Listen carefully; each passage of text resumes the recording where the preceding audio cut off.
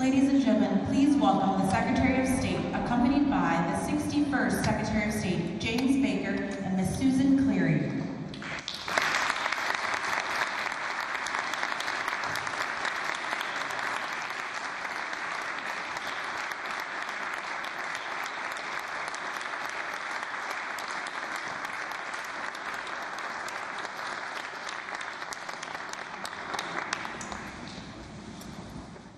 Mr. Secretary, former Secretary of State Baker, Special Envoy Kerry, ambassadors, distinguished guests, colleagues, and friends, we are so delighted to have you here today.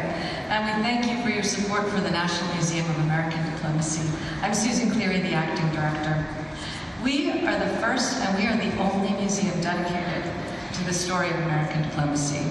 Its history, its practice, its challenges, its lessons, and the fascinating people who make it happen. It is a story we believe is not well known and not well enough appreciated. So today we're here to unveil a specially commissioned bust of former Secretary of State James A. Baker III that will be part of our permanent collection. Secretary Baker, you've been a steadfast supporter of the museum, a major donor. We thank you for being here today. We thank your family and friends for being with us as well. It's very meaningful. Thank you.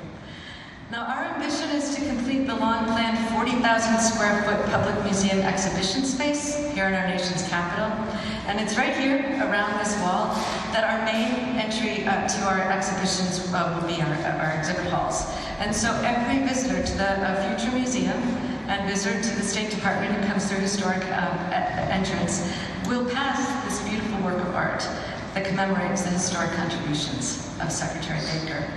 Now we're delighted to have with us today the talented Swedish artist Johan Falkman, who created this work. Johan is a renowned portrait painter and sculptor. Secretary Baker has not yet seen the bust, but I have. And I have to say, Johan, it's beautiful. Congratulations, it's such an accomplishment. I'd especially like to acknowledge Secretary Baker's friends, the philanthropists Dan and Christine Olafson. And it's through your generosity that this work was commissioned and is donated to our permanent collection. Thank you so much, Dan and Christine. And I want to thank, of course, the Diplomacy Center Foundation. We have the chairman and the president here, and we have so many of the distinguished members who have been with us along the way building this museum. Thank you all for what you do for our joint project. And Mr. Secretary, we especially appreciate having you here today with us. At this moment of heightened awareness of the central importance of U.S. diplomacy to international stability and security, it's so meaningful that you're able to take time to participate. Secretary Blinken and former Secretary Baker come from different backgrounds, different generations, and yes, different political parties. And yet, in their tenures, they've been asked to confront momentous challenges that demanded the most of American statecraft and diplomatic leadership. And so with that, I would like to invite you both up to come and to unveil the bust of Secretary Baker. Thank you.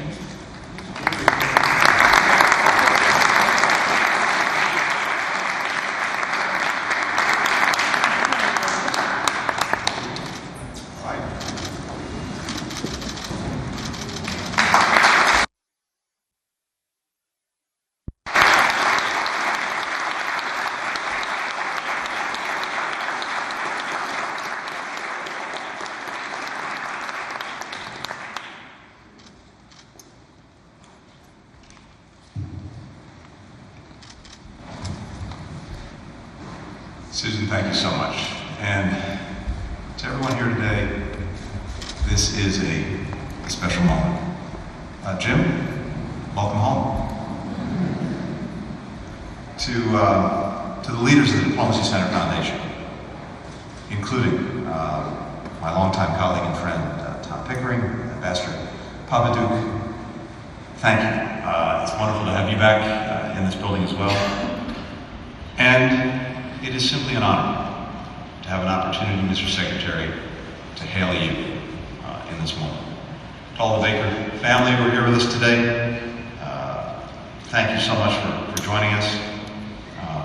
I know your most trusted diplomatic advisor is your wife, Susan. Grateful. for her. 3 of your 8 children are with us today. Coulter, Doug, and Jamie, and their partners as well. We so welcome having you back.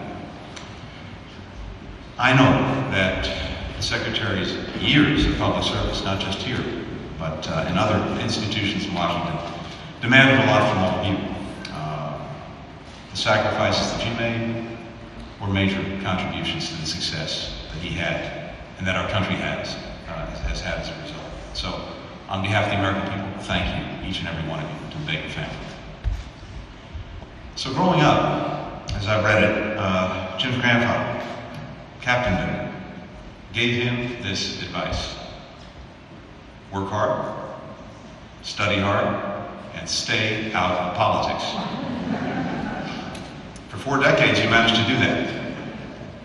But, Jim, by your telling, it was the tragic loss of your first wife, Mary Stewart, and the advice of a dear friend, George H.W. Bush, that led you to break with the family maxim and putting you on the path, as my dear friend Tom Donilon once said so aptly, to becoming, simply put, the most important unelected official in America since World War II. The Secretary is the only person to have served as Chief of Staff to 2 presidents. He directed 5 presidential campaigns.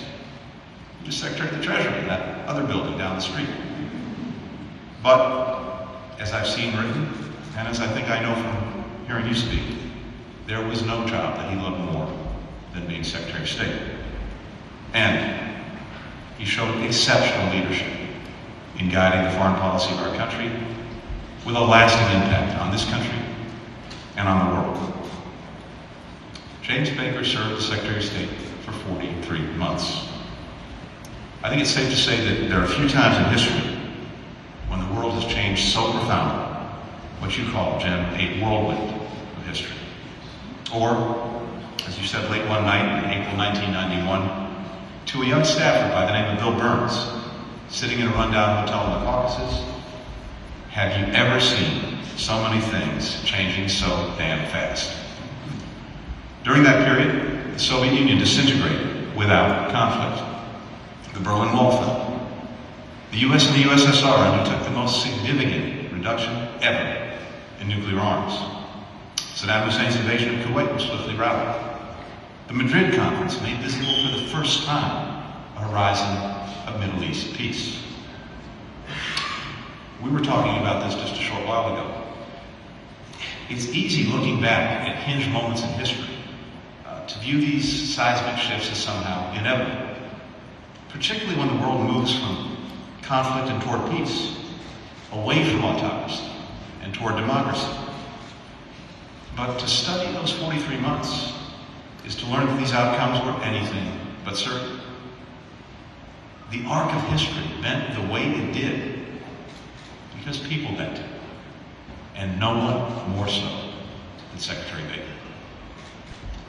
Like on November 9th, 1989, when Secretary Baker was hosting a luncheon upstairs in the Ben Franklin Room for President Aquino of the Philippines, he was handed a folded note informing him that the Berlin Wall was coming down. As he rushed over to the White House, he scribbled notes that read, "Something we've wanted for 40 years. Europe that's whole and free. Reunification on the basis of Western values." Now that last part was very uncertain. Secretary Baker not only immediately saw where he wanted to end up, a democratic reunited Germany, he cleared the path to get there. He staked out the principles that Germans, not outside powers, should get to determine their own future, and that Germany should be reunited within NATO, and then methodically brought our allies and the Soviets around to these positions.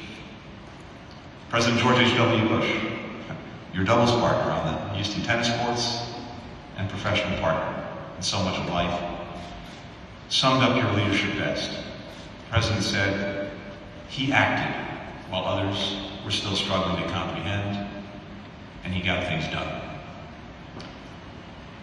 As I've tried to look at those who've held this job before me, the the thing that struck me so much about you, Jim, is this ability to have a vision for where you want it to go, and then figuring out a way to get there. It's an extraordinary and rare combination, and one that inspires me every single day. How you got things done is something I try to learn from every day, and diplomats will continue to study for generations. And if I can, I just want to take a moment to suggest at least 3 lessons that I take from reading and learning about you. First of all, diplomacy ultimately comes down to relationships. And building the trust at the core of those relationships takes time. It takes effort. It takes empathy. As you later wrote, to persuade foreign leaders is often helpful to put yourself in their shoes. Now, I had some opportunity also to see that in practice when I served as John Kerry's deputy. I saw the kinds of relationships that he built, the effort that, John, you put into this day in, day out. And it's a very, very powerful lesson. And I've been inspired by both of you in trying to follow in those footsteps. Jim, you understood that to advance our interests and values, you had to get to know your counterparts beyond the negotiating table, to understand what drove them and what they were up against. And I think there's no better example, we had a chance to talk about this a little, than the friendship that you built with the then Soviet Foreign Minister, Edward Shevardnadze. In the summer of 1989, you took the unprecedented step then of inviting him to your ranch in Wyoming. You met in Washington that fall. You broke protocol by flying together to Jackson Hole rather than taking separate planes. And on board, you shared a meal and talked for the hours of that flight. Over the coming days, the secretary took Shevardnadze fishing on the Snake River. I got an account of who caught what, who didn't catch what. And, as I understand it, gave her a pair of custom black cowboy boots made in Houston. Chevy, as you took to calling him, later invited you to come fishing with him in Siberia. That relationship was at the foundation for so many of the historic steps that were taken by our two nations. And I suggest that if not for the trust that you were able to build, the Soviet Foreign Minister may not have been willing to stand side by side with you at the Moscow airport to jointly denounce Iraq's invasion of Kuwait. The first time the great powers spoke together on a seminal foreign policy issue, an act that was seen as a bookend to the Cold War. Second, Secretary Baker understood that while American leadership is indispensable to tackling global challenges, we need allies, we need partners to get the job done. And those relationships have to be built. They have to be nurtured. That was how Secretary Baker assembled the coalition to stand up to Saddam Hussein's invasion of Kuwait. Ahead of the November 1990 vote at the UN Security Council, authorizing the use of force against Iraq, the Secretary recognized the importance of rallying the broadest possible coalition.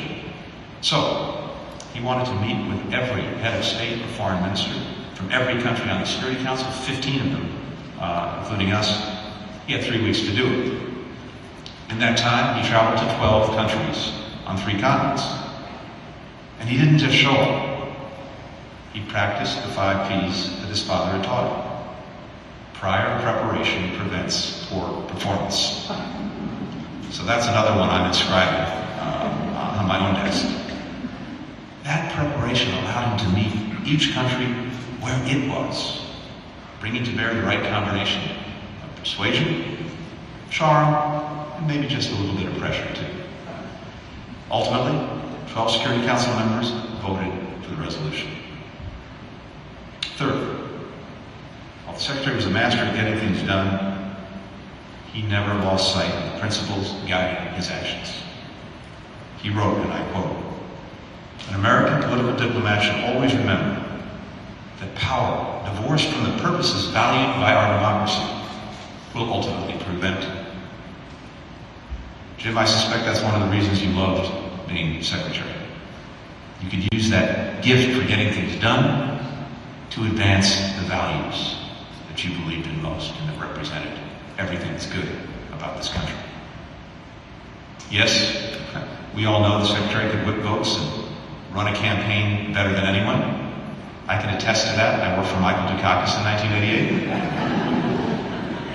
But the greatest campaign he ever waged was for a more secure, a more peaceful world. So once again, we find ourselves in a whirlwind of history. A more assertive China is challenging the rules-based international order that has long been the foundation of security and prosperity for Americans and people around the world. The post-Cold War era has ended. Russia's invaded a neighbor. It's reverted to almost totalitarian repression at home. It's threatening even to use nuclear weapons. As we navigate this time, few models are more fitting to follow than the model set by Jim Baker. In the office that I now have the privilege of occupying, Secretary Baker kept a small plaque on his desk given to him by President Reagan. And it said, "It can be done," with the word "can" in capital letters. Secretary Baker has always been a realist, but he's never lost faith in America, in our values, and in our capacity, when we're at our best, to make the world a little bit better, as long as we remember the purpose behind our power. Mr. Secretary, today, on behalf of this department, on behalf of our country, thank you. Thank you for showing us how it can be done. Thank you for inspiring us across the years, across generations. Thank you for being such a great leader for this country and for this department. Mr. Secretary.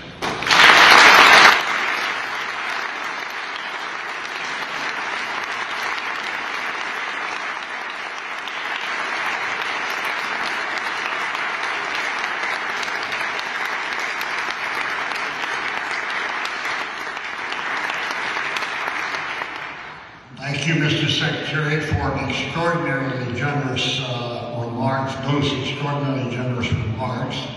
They may very well be over the top. You were kind to say that I could get some things done. I didn't get much done. I had a really good crew that got things done for me and with me, and some of them are here today, and I'm delighted to see you. I appreciate the fact that all of you are here.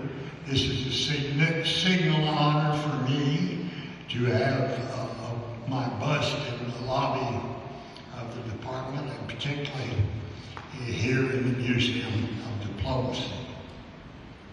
I'm really honored, if I may say so, Tony, that you would take time out of your busy schedule to be here, and I want to thank you for those extraordinarily generous words. You know, ladies and gentlemen, I don't think there's been a moment in recent history when effective diplomacy has been needed any more than it's needed right now.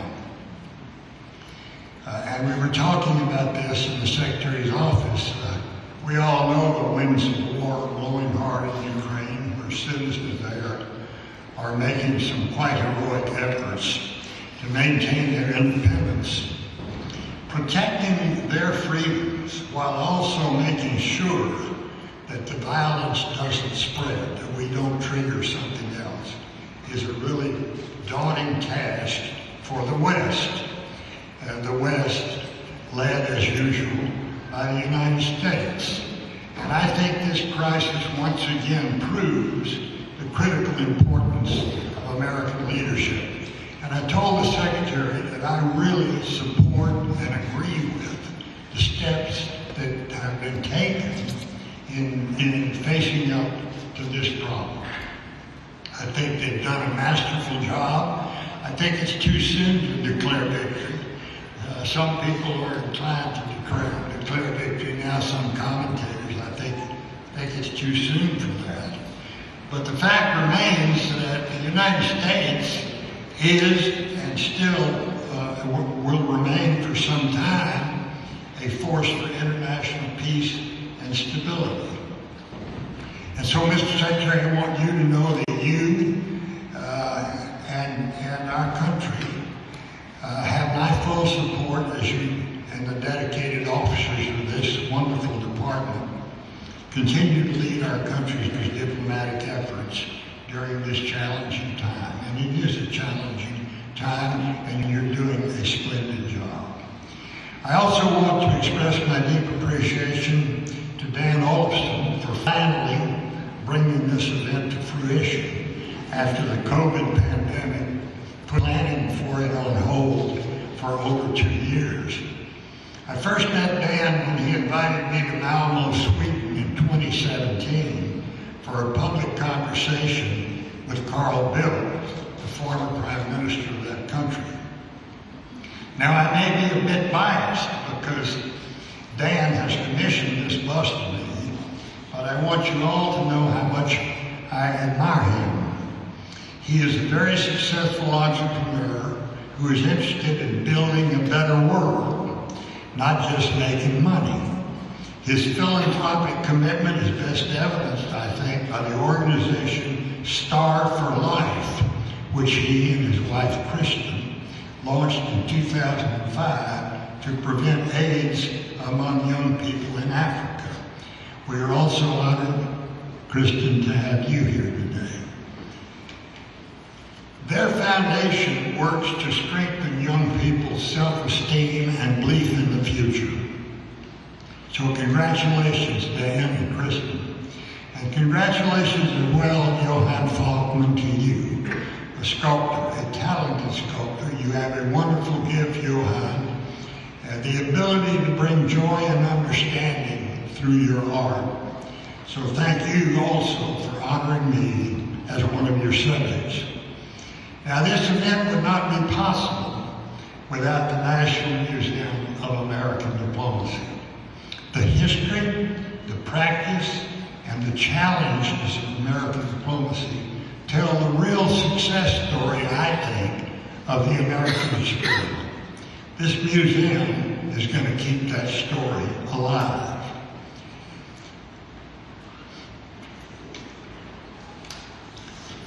Our nation has long been overdue, I think, for a museum that highlights the important role that diplomacy plays in our foreign and security policy. I've been told that there are 18 large museums dedicated to our armed forces and wars that we have fought, and perhaps as many as 400 small ones. And now I am very, very proud to be associated with this one that recognizes the importance and the success of diplomacy. And since we're talking about the importance of diplomacy, I want to recognize my late friend, whom the Secretary mentioned, and former boss, and yes, former tennis doubles partner, George H.W. Bush. I told people I had an easy job. You know, the Secretary of State can't find himself separated from his president. And there was never any chance of that with me, because I had a president who was a friend, close friend, for 40 years.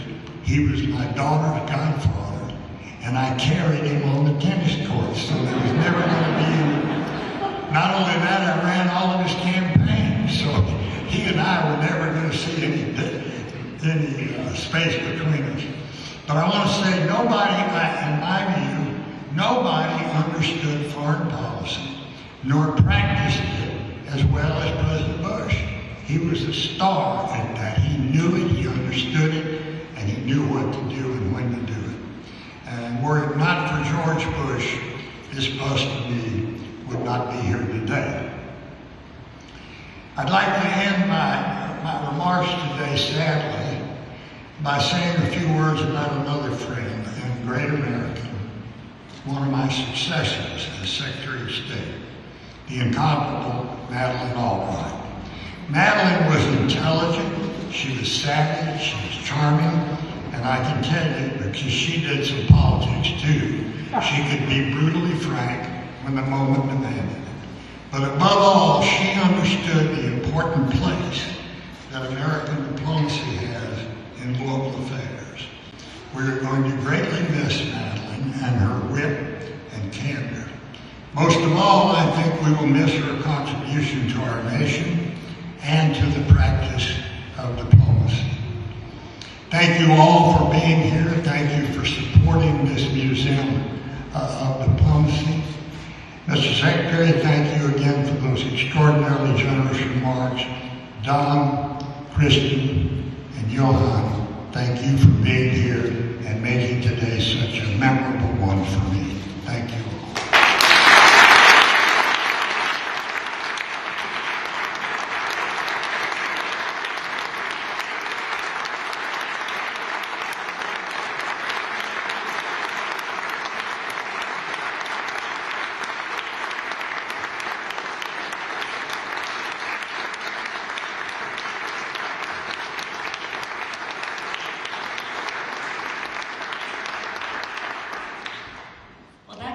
Today's program, and we hope that you'll take some time to visit the temporary exhibit in the pavilion and to meet the museum staff and to see some of the items in our now 10,000 object permanent collection.